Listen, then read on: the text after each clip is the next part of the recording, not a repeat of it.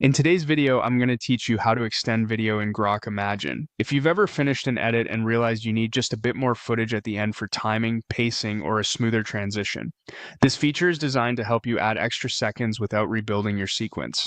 Start by opening your browser and heading to Grok Imagine. Once you're in your workspace, navigate to the video you want to modify so it's front and center. On that video's card or page, look for the three-dot menu, often called the More menu, usually tucked in a corner. Click it to reveal additional options beyond the basic play and share controls. From that menu, choose Features. This opens the toolbox where Grok Imagine places its creative and editing utilities. You'll see several capabilities here. The one we're using is called Extend. Go ahead and click Extend.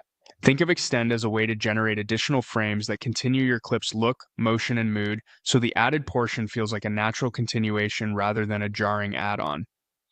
When the Extend panel appears, you'll see a prompt or command field.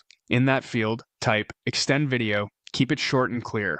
That straightforward instruction tells the system exactly what to do without introducing extra changes you might not want. Simple prompts often produce the most faithful results to your existing footage. Next, choose the duration you want to add.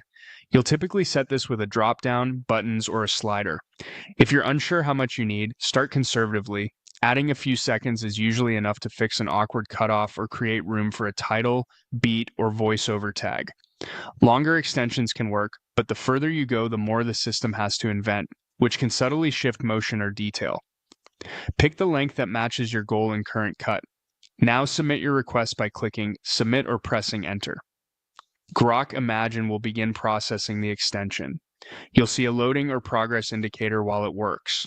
This can take a little time depending on your chosen duration and current system load, so stay on the page and avoid refreshing until it finishes.